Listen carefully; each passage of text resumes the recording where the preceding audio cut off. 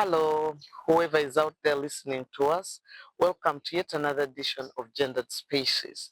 And I'm sure you're all enjoying your Easter holidays. I would like to wish you a happy Good Friday.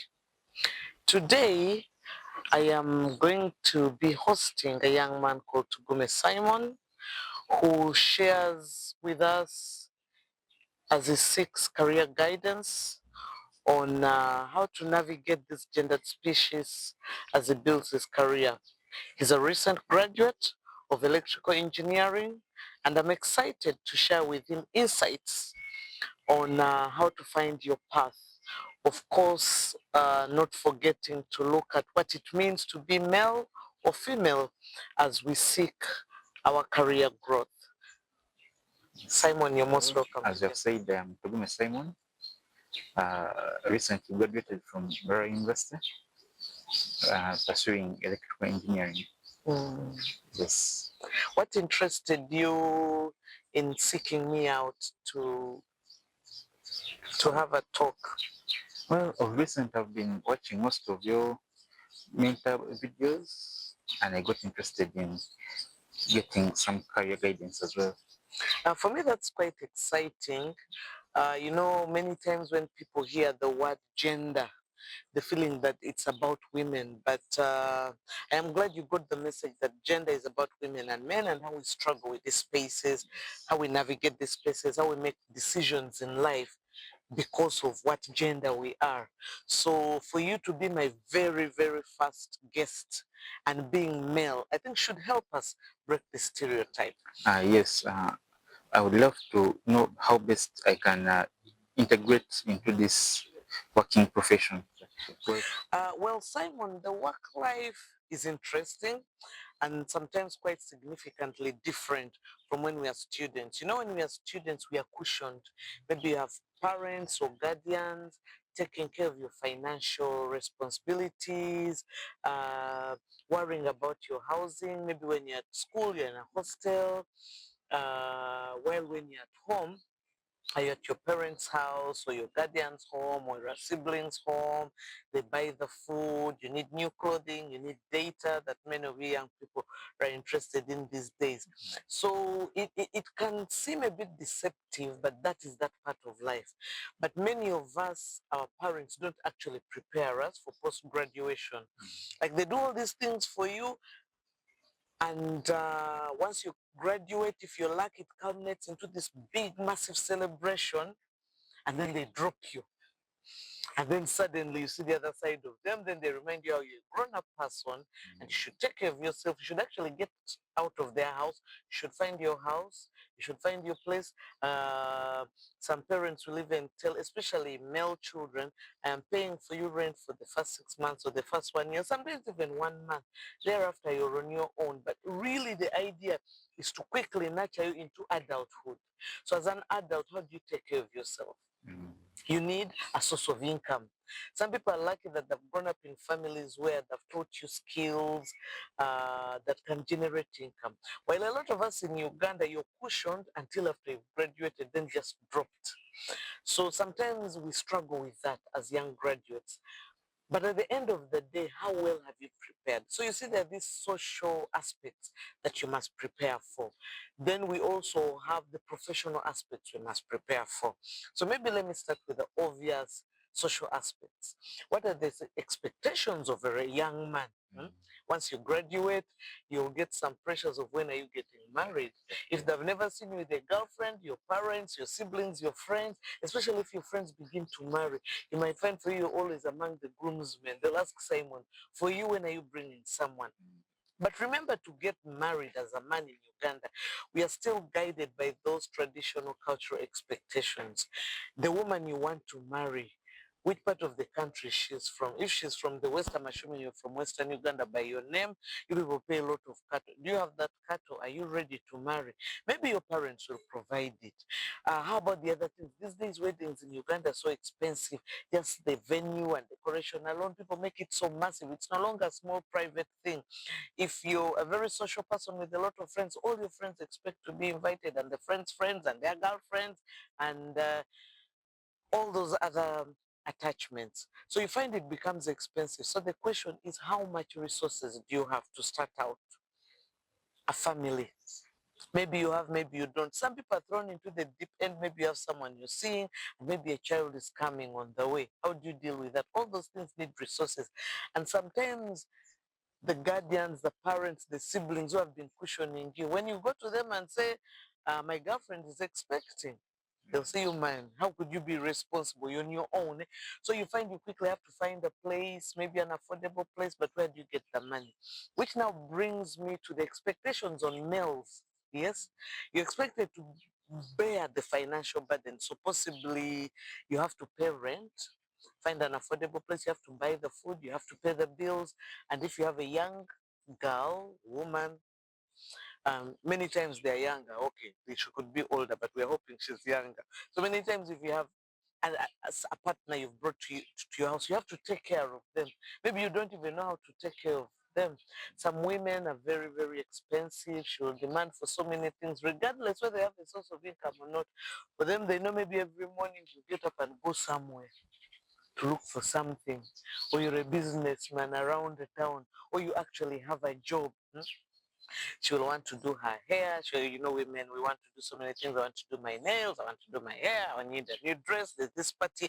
I need a dress with a matching shoe and handbag, and so on and so forth. So you find there's a burden on people, and some people deviate into areas that could be unbecoming. So it goes back to, what skills do you have? How have you prepared for this journey? So you'll find that if you're lucky, immediately after school, maybe where you did placement like internship, they offer you a job. Or you've got to look out through newspapers, social media, people you know for a job somewhere. You apply for jobs. Sometimes you're taken, you're not taken. But also, increasingly, there's the challenge of what we call technical know-how. It is important to have the professional skill, but who do you know out there? And that's why it's important to network.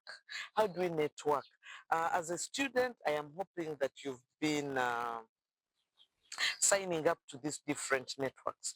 As a young engineer, maybe what associations are out there that you have signed up for, that you're part of? Well, uh, as an electrical engineering student, I uh, I registered with the Uganda Institute of Professional Engineers. That's one of the networks I engaged with. Are you still a member? Yes, I am. Yes, it's important to remain a member. So what do you do in the Institute of Professional Engineers? What do they offer you? What do you do when you get there? Why is it important to be part of this body? Why did you join? I mostly joined, as you said, networking is a main, is it? The main reason? The main reason, and yeah, it's part of the requirement of engineers. Yes, it's part of the requirement of an engineer that eventually, to become a certified engineer, you must submit, I think, a project and go through an assessment process for you to even use the title engineer. But also, these bodies should go beyond just you being there. I know they hold an annual event on Engineers Day, International Day of Engineers. I think these bodies should also do capacity building. In my profession, I am in communication. You find that we have different associations: Uganda Journalists Association, Uganda Media Women's Association, we have Association of Broadcasters, and so many. There are so many. But one of the best things about these associations is that they have short trainings, which are very beneficial for young people who have just graduated, because sometimes you don't know what direction you want to take. Many fields have different facets. For instance, in engineering, you said you did electrical engineering. But you'll find that maybe you want to go into telecom, maybe you want to go into power systems engineering. Even within that, you want to go into generation, transmission, distribution. You want to focus on metering. You want to focus on utility. You want a policy maker, maybe working like a Minister of Energy and Mineral Development, working on that. We have a regulator. Or do you want to be a contractor actually building the line? So you see, there are many different facets. But also with technology, we find an interface between core, for instance, power systems and engineering. Increasingly, we see more of IT coming in there. So the people who manage the control centers, for instance. So you need both the electrical engineering knowledge, but you also need IT knowledge. So there are all these facets you must think about. So you'll find that in these associations, there are those short trainings that you can go for, and they can help you decide which direction you want to take, but also having opportunities to actually work in a real world situation on a project with a contractor, or being a graduate trainee somewhere can help you decide the direction you want to take. Because many times as a young graduate, you're not sure which direction you want to take.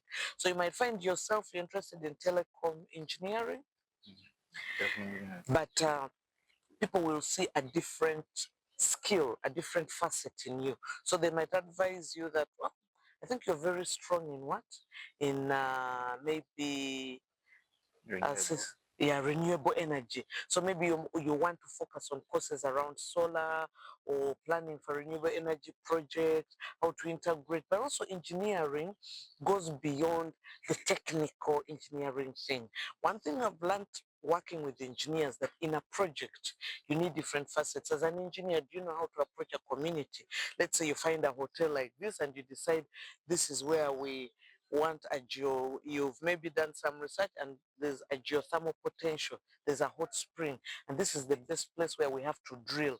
How do you convince the owner of this place to sacrifice his investment so that the bigger good can benefit?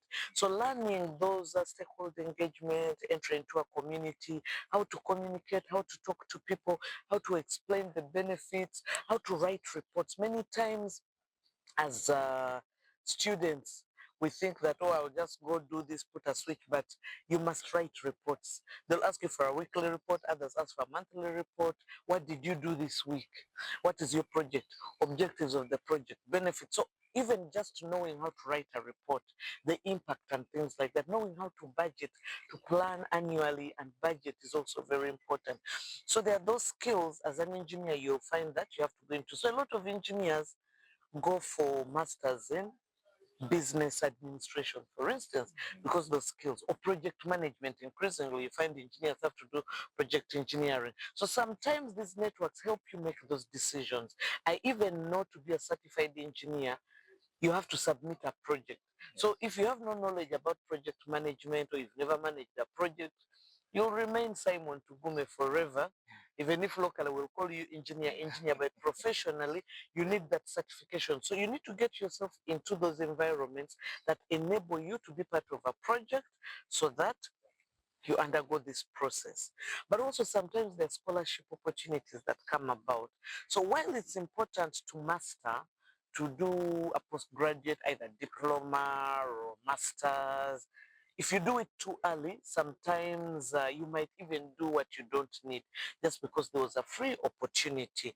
So it's very important to try out different things. I don't know what internship area you focused on and where. I was in renewable. Yes, where exactly did you work? Renewable. In Barra. Yes. Yes, solar. With solar. Okay, now for instance, I even know with renewable there are different facets. There's even a Uganda Renewable Energy Association. Have you ever heard about them? Okay. So it would be important. They actually sit at Amber House at Ministry of Energy. We host them there, but it's an independent area. So these days they promote different things. They don't only promote solar, they're also promoting clean cooking, they're promoting biogas, they're promoting all the biofuels. So it would be important to, for instance, I could link you up with Uganda Renewable Energy Association, and you could get experience. They have exhibitions.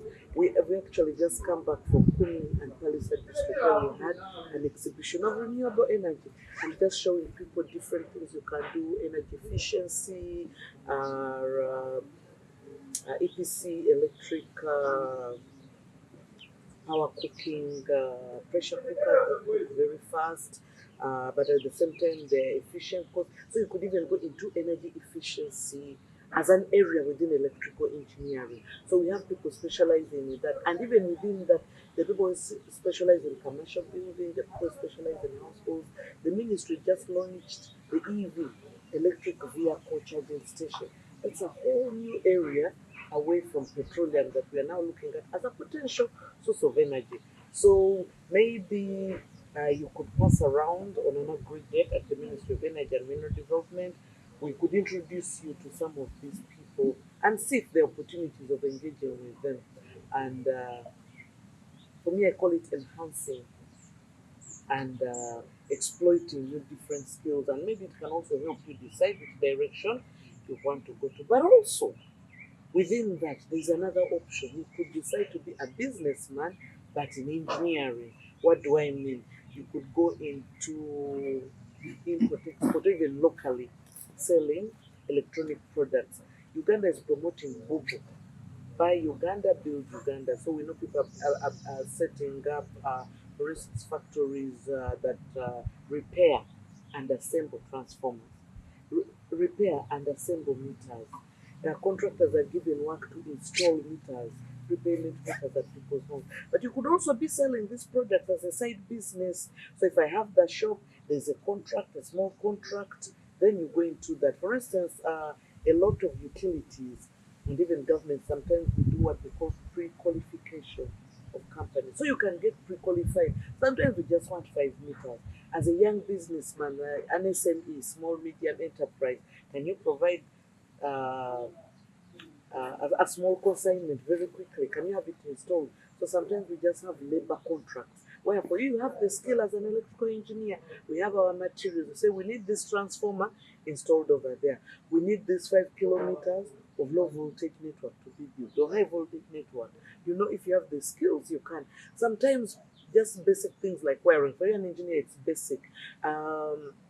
Getting the wiring right, especially earthing that people get wrong. Are you able to provide such services? So also thinking outside the box, outside these regular pre-organized institutions that sometimes is so difficult to get into and is saturated.